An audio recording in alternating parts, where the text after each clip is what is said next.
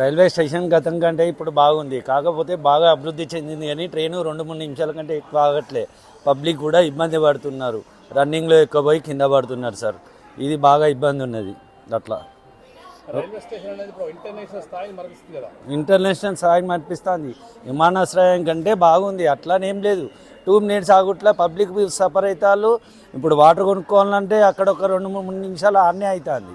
ఒక 5 మినిట్స్ అన్న టైం ఇవ్వాలి పబ్లిక్ సపోర్ట్ లేనిది లాభం ఏమున్నది.